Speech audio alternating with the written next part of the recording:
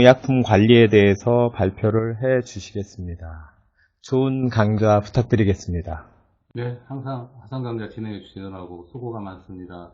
감사드립니다. 감사합니다. 네, 접속해 주신 회원 여러분 반갑습니다. 새해 복 많이 받으십시오.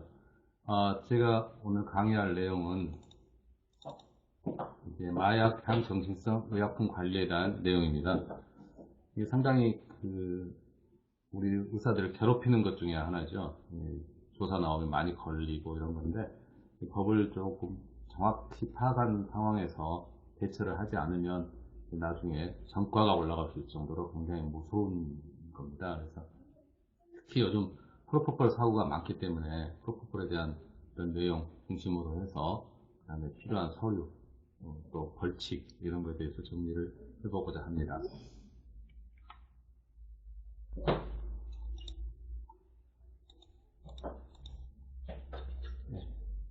마약류라고 그러면, 마약이라는 것은 이제 무감각을 뜻하는 그리스어에서 유래됐다고 합니다. 마약류는 마약, 대마, 향정신성 의약품 세 가지를 마약류로 정의하고 있습니다. 관련 기사를 조금 보겠습니다. 사실 의료기관에서 잘 모르고 있지만 마약 도난 건수가 상당히 많습니다. 아마 경험하신 것도 있겠지만 마약 사범들은 마약을 구하기 위해서 어떤 일이든지 하는 경우가 많거든요. 그래서 병원에 밤에 들어와서 도난에 가는 사고도 있고, 또 간호사나 또 병원 직원들이 도난 사건에 개입되는 경우도 있습니다. 그래서 마약 관리는 굉장히 조심해서 해야 될 것 같습니다. 최근에도 기사를 보면 향정신성 의약품 프로포폴 오남용으로 사회 문제가 된다는 점이 계속 뉴스에 나오면서 특별 점검을 가끔 하는 경우가 있습니다. 특별 점검할 때는 대처를 확실하지 않으면 정말 곤욕을 치릅니다. 대개 조사를 나오면 주요 점검 사항은 의사의 처방전에 대한 마약류 사용 여부, 그리고 기록이죠. 제고량이 일치하는지, 그리고 마약류의 저장 어떤 규정에 대해서 준수를 하고 있는지 여부하고, 대부분 우리 의사들이 이제 약을 쓰다 보면 많이 쓰지 않는 약은 기한이 경과하는 경우가 있습니다. 보건소에서 조사를 나와도 병원에 있는 약에 대해서 주사제랄지 이런 것들이 유효기간이 지난 경우는 처벌이 될 수 있습니다. 그래서 기간을 정해 놓으시고 항상 모든 의약품에 대해서는 사용 기한을 꼭 알고 계시고 필요하다면 바로 조치해야 될 겁니다. 그리고 프로포폴의 가장 문제가 이제 잔량 처리입니다. 잔량 처리를 어떻게 하냐? 사실 이건 법이 너무 강하기 때문에 법에 따라서 잘 해야 되겠지만, 잔량 처리는 의사들이 누구나 다 알 수 있듯이 문제가 될 수밖에 없습니다. 전 앰플을 다 써버리면 괜찮지만 쓰지 않고 남는 경우는 어떻게든 정리를 해야 될 건데, 이 정리를 어떻게 하냐에 따라서 법 위반 여부가 결정이 되거든요. 그리고 마약류 취급 규정 이런 6개 항목을 주요 점검으로 하고 있습니다. 보건소에서 의료기관 2년에 한 번 점검하도록 되어 있고, 이것은 보건소에서 나왔기 때문에 시정이랄지 이런 것도 좀 할 수 있다고 하겠지만, 마약류는 보건소에서도 함부로 봐두거나 이런 건 아닌 것 같습니다. 특히 식약처에서 나올 때는 경찰청이나 검찰청, 그 다음에 심통원 이렇게 같이 합동으로 단속하기 때문에 이런 경우는 조치가 바로 떨어질 수밖에 없습니다. 그래서 이 조사가 이렇게 여러 명이 같이 나올 때는 전혀 여지가 없기 때문에 대책을 잘 세워야 되고 항상 관심을 갖고 있어야 합니다. 그래서 저희 강서구 의사회 같은 경우는 만약에 무슨 조사가 한 지역에서 의사회가 나오면 의사회로 전화를 해서 모든 회원들한테 긴급한 문자 발송을 하고 있습니다. 그래서 대처를 하라고 저희가 안내를 하고 있습니다. 그래서 조사에 대해서 어느 지역에 이렇게 조금 네트워크 형성이 돼서 서로 도움이 된다면 상당히 마약 사범이나 마약의 어떤 문제점에 대해서 피해 나갈 수 있지 않을까 그런 생각을 합니다. 여기 보시면 2014년에 의료계 104개 소를 대상으로 마약류 점검을 했는데 법 위반이 42%입니다. 거의 심하게 말하면 두 곳 중에서 한 곳은 위반이 돼서 조치를 받는다는 겁니다. 이게 만약에 1000개면 400개 병원이 걸린다는 거죠. 이렇게 법이라는 게 걸릴 수밖에 없게 만들어 놨습니다, 사실은. 그래서 의협이나 뭐 이런 데서 저는 프로포폴에 관련해서 회의가 열렸을 때 수차 지적하고 뭐 얘기했지만 복지부의 정책이나 뭐 이런 것들은 밀고 나가는 거지 않습니까? 그래서 앞으로 이건 정말 시정해야 될 그런 내용들입니다. 그래서 42%니까 둘 중에 하나는 걸릴 수 있다는 거니까 이건 법이 잘못됐다고 생각해야 됩니다. 그러나 법을 고치기 전까지는 우리는 법을 위반이 안 되도록 굉장히 노력을 해야 됩니다. 이것도 굉장히 큰 사건 중에 하나였지만 이 프로포폴 자체가 사실은 재사용을 못하게 되어 있거든요. 근데 한 성형외과에서 지방이식, 아마 성형외과는 드리핑할 정도로 플루이드 믹스해서 드리핑할 정도로 많이 쓰기 때문에 갑자기 없다든지 뭐 이렇게 하면 그럴 수도 있겠지만 이게 절대로 하지 않아야 될 일인데 왜 그 경우는 그렇게 하는지 모르겠습니다. 그래서 이 퍼폴을 쓰고 남은 것을 모았다가 그걸로 다시 주사를 해서 폐혈성 쇼크로 사망한 것이 진단됐다는 그런 내용입니다. 프로포폴은 물론 재질 때문에 개봉이 되면 미생물 감염 확률이 확실히 높을 수밖에 없습니다. 그래서 보관도 상당히 조심해야 되고요.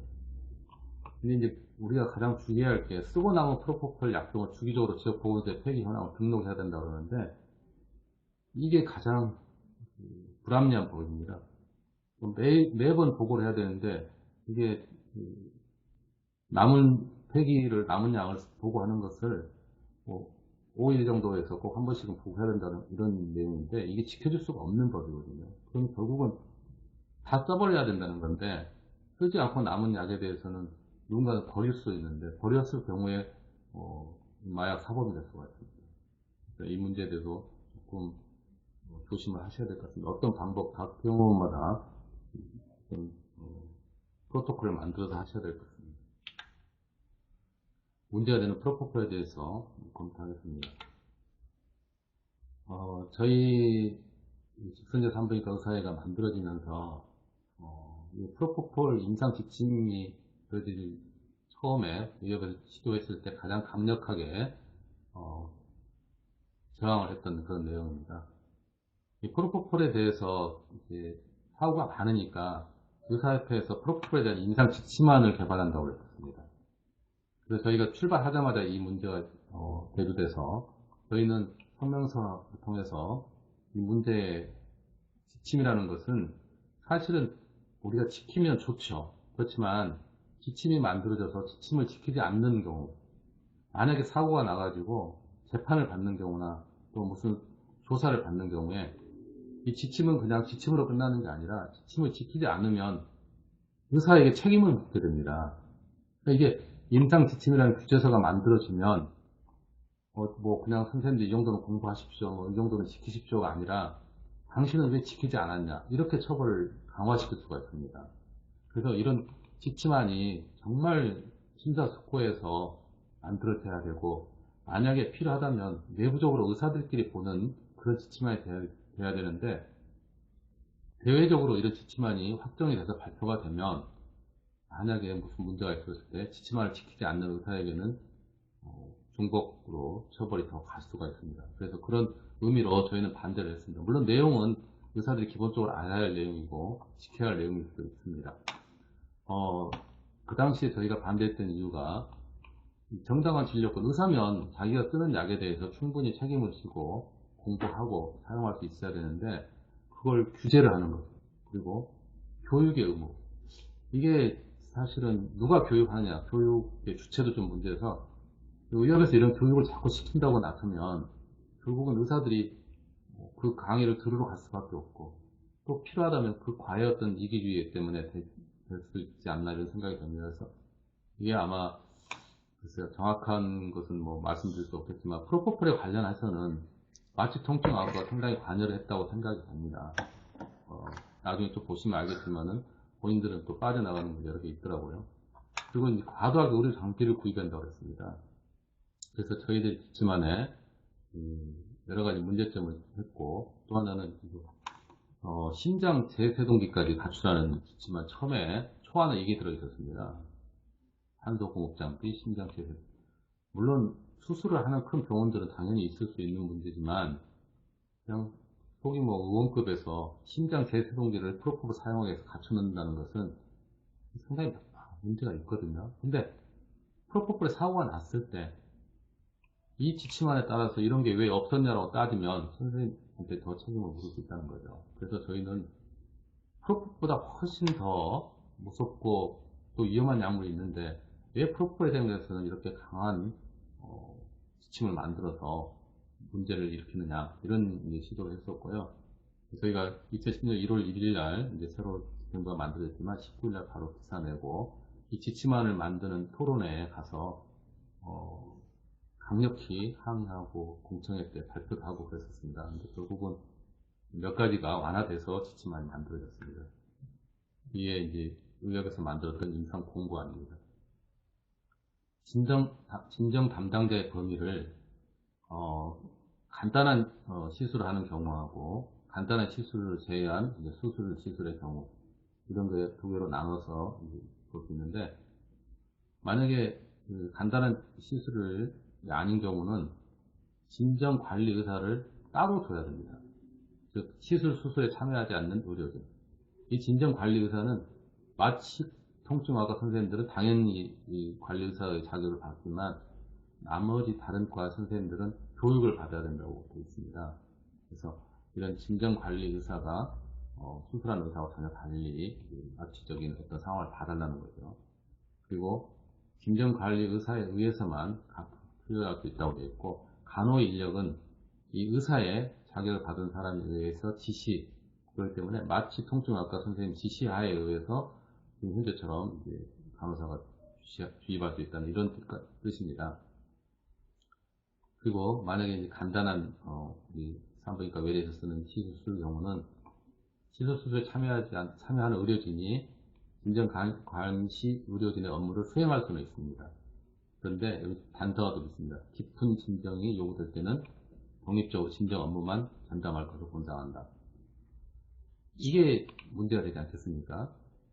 만약에 깊은 진정이 요구될 때라는 게 어느 때라는 정의가 없습니다. 그냥 만약에 이게 이제 재판이나 소송이 됐을 때는 깊은 진정이 요구될 때 왜 당신은 따로 진정 업무 의사를 주지 않았냐, 이렇게 해서 의사를 처벌할 수 있다는 것이죠. 그래서 이 공고안 자체가 애매하게 이렇게 만들어지면 사실은 이게 나중에 저희들 잡는 올가미가 될 수가 있습니다. 그 진정관리의사는 마취통증학과 전문의는 별도 교육 없이 인정이 됩니다. 그 외에 저희 산부인과 같은 경우는 프로포 진정관리 교육 프로그램을 이수해야 합니다. 보면 이게 이제 물론 우리가 뭐 교육 받을 수도 있는 내용이겠죠. 그런데 프로포 진정 교육 프로그램 3시간, 그리고 법률 및 윤리 교육 1시간, 4시간을 받으라는 거예요. 이렇게 인정을 받아야 되고, 뭐 추가 보수 교육이 처음에는 이게 5년마다 다시 갱신하도록 돼 있었는데 그런 게 빠져 있긴 합니다. 추가 보수 교육 필요한 경우 이렇게 한다, 이렇게 돼 있거든요. 저희가 그래서 앞으로 저희 의사에서 이게 꼭 필요하다고 생각하면, 이게 지금 지침 아니기 때문에 자격을 가지라는 건 아니거든요. 뭐 이런 것을 지키는 게 좋겠다는 그런 의미이기 때문에 학술대회 때 저희가 이거 교육을 하는 것도 한번 생각해 보고는 있습니다. 앞으로 이런 것도 고려하겠습니다. 간호인력은 간호인력 따로 이제 의사가 지시받지만 교육을 따로 받을 수 있다고 되어 있습니다. 진정 프로그램은 마취 통증학과에서 만들었겠지만 일상적으로 저희들이 알아야 할 내용이라고 생각이 됩니다. 근데 이게 우리 인터넷이나 이런 것으로 교육이 되도록 그렇게 해야 되겠죠. 보면 처음에 말씀드렸지만 제3등급까지 갖추라고 처음에는 그렇게 공고가 나왔습니다. 뭐 어떤 분은 외국에는 뭐 공고 이런 프로포폴을 사용할 때 제3등급까지 있다, 뭐 이렇게까지 주장하면서 왜 그걸 갖추는 게 당연한 거 아니냐, 이래가지고 저희들하고 아마 기사 스크롤 해보시면 알겠지만 논쟁을 벌인 적도 있었습니다. 그날 의협의 토론에서. 근데 사실은 이런 맥박산소 계측기 같은 경우는 필요할 수 있겠죠. 그리고 다른 심폐소생술 개인 의원에서 필요하다고 갖춰야 되겠지만, 이런 것들을 만약에 없었을 때 사고가 나면 왜 필요 장비인데 갖추지 않았냐, 이렇게 할 수가 있습니다. 이 프로포폴 설명서도 사실은 바꿔야 됩니다. 이게 마취과 수련회 받은 사람에 의해서만 투여되어야 한다. 이 수련이라는 게 우리가 전공의 때 마취과 파견 나가서 배웠다는 것도 수련으로 볼 수 있느냐 뭐 이런 것도 되겠지만 또 이야기 보면 결정적으로 진단자와 수술 시행자에 대해서 투여해서는 안 된다고 되어 있습니다. 그러니까 프로포폴 설명서만 보면은 우리가 다 위반하고 있는 거죠, 사실은. 그래서 이것은 삭제를 해야 될 내용 같고요. 사실은 이 프로포폴에 관해서는 전 세계가 논란이 있고 논쟁이 심한 약입니다. 우리나라뿐만 아니라 외국에서도 내과적인 경우 내시경할 때 많이 사용하는데, 그러면 이게 지금 외국 리서치를 아마 번역해서 이렇게 만들었던 것 같습니다. 그래서 외국에서도 진단하는 의사하고 수술 시행자하고 또 마취 의사하고 별도로 있어야 되느냐, 이런 논쟁은 우리나라뿐만 아니라 외국도 많습니다. 그래서 아직도 완전하게 외국에서도 결정이 안 됐다고 합니다. 왜냐하면 이 내시경이나 또 산부인과적인 소수술이 있는 경우에 마취 의사를 둘 수는 없지 않습니까? 그래서 혈전이 않다고 그러는데 각 나라마다 마취 통풍학과나 또 이런 데서는 자꾸 이런 것을 강제하고자 하고 실수하신 선생님들, 간단한 수술하신 선생님들은 막아내려고 하는 거죠. 전 세계가 그 문제를 삼고 있습니다. 에토미네이트가 이제 대안으로 됐죠. 아직은 향유성 의약품으로 지정은 안 돼 있습니다. 그러나 언론에 가끔 보시면 에토미네이트도 중독이 있을 수 있다라고 하고, 또 보면 병원장이 프로폴 무차별 투여하고 에토미네이트를 대신해서 고가로 팔기도 한다, 이렇게 지금 기사가 나올 정도로 에토미네이트가 제2의 프로포폴 같은 그런 문제를 일으킬 수 있을 것 같습니다. 그러나 아직도 에토미네이트는 전 세계에서 전문 의약품으로만 관리하고 있습니다. 마약류는 아직 아닙니다. 그러나 식약 쪽에서는 아마 결정된 사안이 없다는 것은 앞으로 결정할 수 있다는 것 같긴 합니다. 의료법에 대해서 관련 법규를 말씀해 드리겠습니다. 의료법에 이 마약이 굉장히 무서운 게, 여러 가지 우리가 이제 의사의 결격 사유 중에 하나가 있지만, 거기에 마약, 대마, 향수성 의약품 중독자, 또 여기 보시면 마약류 관리에 관한 법률을 위반한 경우, 이런 경우에는 결격 사유가 됩니다. 마약류는 보건상 위해를 방지하기 위해서 만들었다, 이렇게 관리에 대한 법률이 있습니다. 마약과 향유성 의약품 정의는 마약류는 마약, 향유성 의약품, 대마를 포함하는 것을 말하고 있고, 용어를 조금 정리해야 됩니다. 마약류 취급자, 우리 의사는 여기에 들어갈 수 있습니다. 여기에 보면 마약류 취급 의료업자가 의사, 치과 의사, 수의사를 말하는 한의사, 마약류 취급자가 될 수도 있고, 네 번째로는 마약류 취급 의료업자, 의사, 치과 의사, 한의사, 수의사가 의료 취급업자입니다. 마약류 관리자는 의료기관에 종사하는 약사입니다. 마약류 관리자는 약사라는 거죠. 그리고 마약류 소매업자는 약사입니다. 용어가 비슷하게 좀 차이가 있습니다. 마약류 관리자는 아까 말씀드린 의료기관에 있는 종사하는 약사로서 그 사람은 이제 투약 이런 거에 대해서 기록을 할 의무가 있습니다. 약사가. 그리고 서류도 2년간 보관해야 됩니다. 마약류 관리자는 약사입니다. 의료 법규상에서 용어들이 나오기 때문에 반복해서 말씀드렸습니다.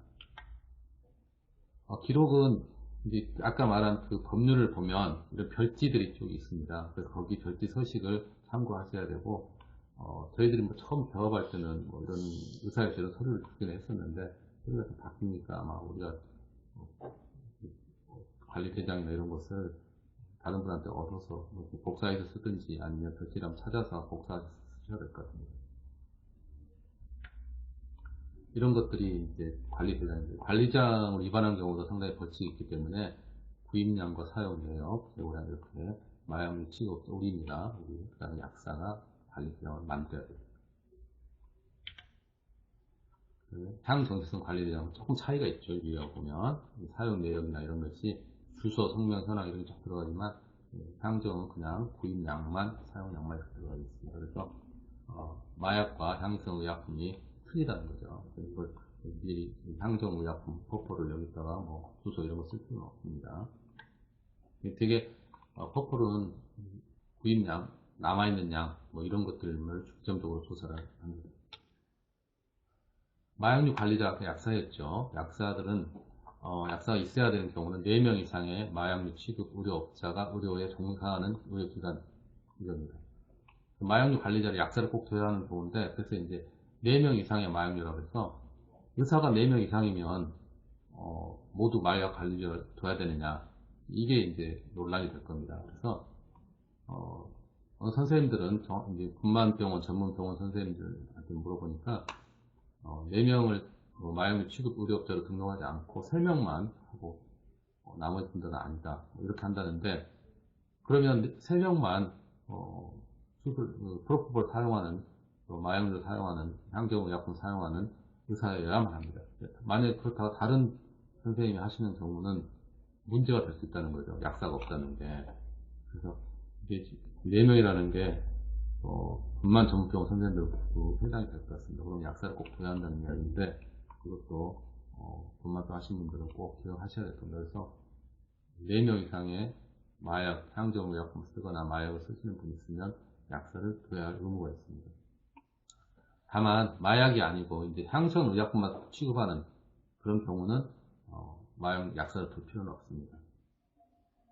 그리고 마약류 관리자가 있는 의료기관은 마약류 관리자가 식품안전청에 식당에 보고하게 된 의무가 있습니다. 관리 지정자 형식입니다. 약사번호가 들어있습니다. 우리가 굉장히 조심해야 될 게 사고 마약류를 어떻게 처리할 거냐입니다. 해당 관처에 신고하라고 되어 있는데요. 만약에 사고가 마약에 어떤 사고가 있었다 그러면 즉시 기치 없이 그 사유를 보고하는 게 재해로 인해서 상실했을 경우에 분실 도난 사고가 났을 때는 바로 하게 되고요. 마약이 부패되어 있거나 파손되었을 때도 신고하도록 되어 있습니다. 사유를 보고하도록 되어 있습니다. 사고 발생 보고서를 작성해서 여기 보면 시도지사, 시장, 구청장한테 제출하게 되어 있죠.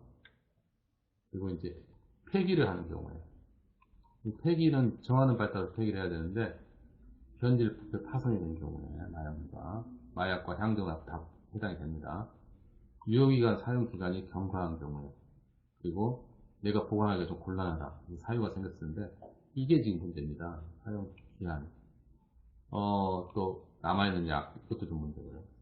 이 사용기한이 지난번에 저희 상담 오신 선생님들 한번 말씀하셨는데 이제 사용기한이 지나면 그걸 정하는 바에 따라서 폐기를 해야 되는데 내가 만약에 깜빡해서 6개월 지난 걸 가져갔습니다.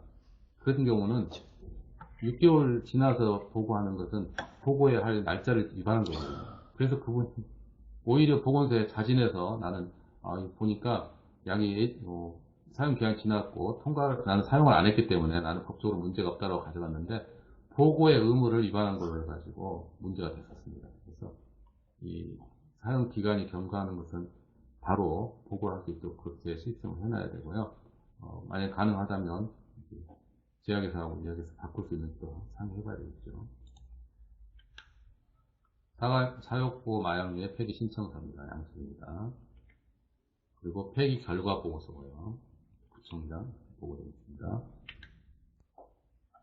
마약류 폐기는 보통 해당 관처에 폐기 신청서를 제출하고 관계 공무원 입회하에서 폐기하는 게 원칙입니다. 그건 이제 종합병원 우리가 상관없겠지만 종합병원은 부서의 업무팀들이 와서 보고 폐기 결과를 하고 간 10일 이내에 폐기한다고 보고하도록 되어 있습니다.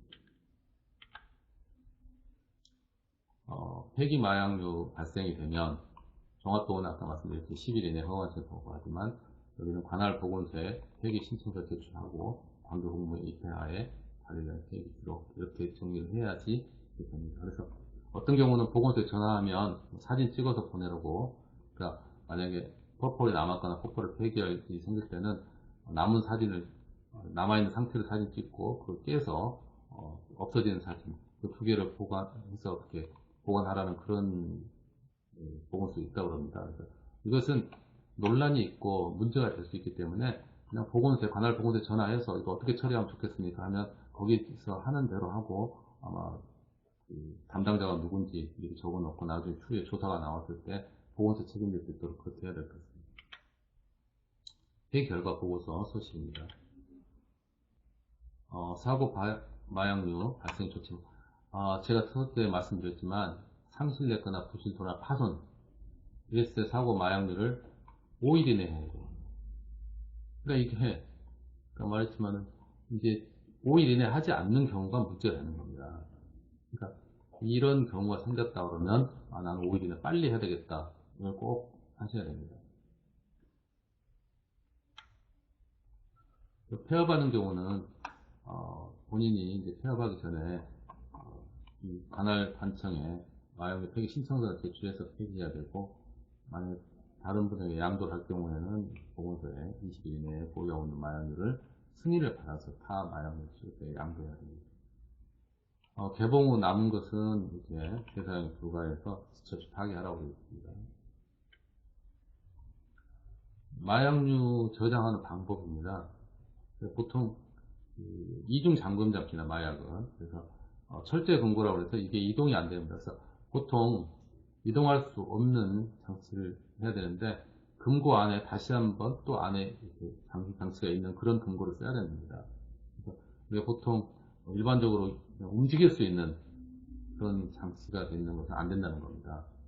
이걸 철제라는 것만 지키기 위해서 조그마한 통을 만들어서 그걸 또 안에 금고에 넣고 이렇게 하지만 이것은 움직일 수 없는 잠금 장치가 되는 걸로 이렇게 하라고 되어 있습니다.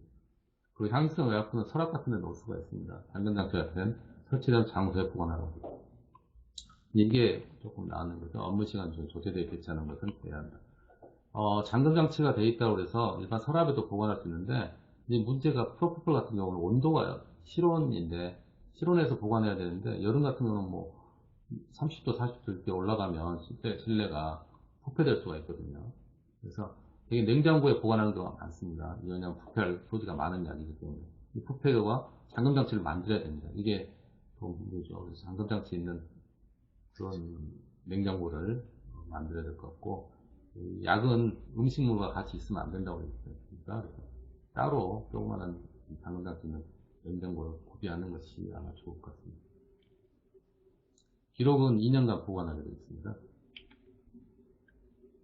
보통 약재나 이런 이걸 잘 지키셔야 되는데 5년 동안 보관하고 있어야 되고, 우리가 지금 사실은 우리 병원에 들어오는 뭐 질병이든 약이든 전부 다 파악이 되고 있습니다.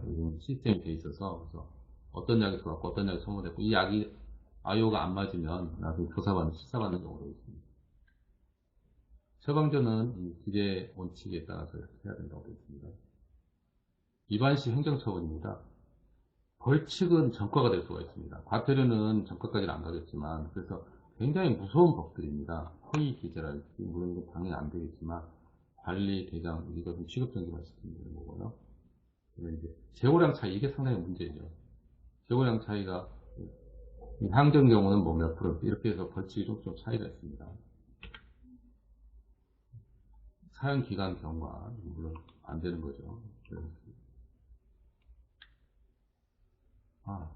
지금까지 뭐 간단하게 법적인 문제와 프로포폴 문제점, 그리고 실사나 조사할 때 대한 대치 방법에 대해서 말씀을 드렸습니다. 감사합니다. 질문. 네. 질문사항 있으시면은 채팅창에 질문사항 올려주십시오. 특히 프로포폴에 대해서 관심들이 많으셨을 텐데요. 프로포폴 정리는 가장 최근 내용까지 다 반영을 해서 슬라이드를 만들어주신 김동석 회장님께 감사드립니다. 질문 있으신 분들은 지금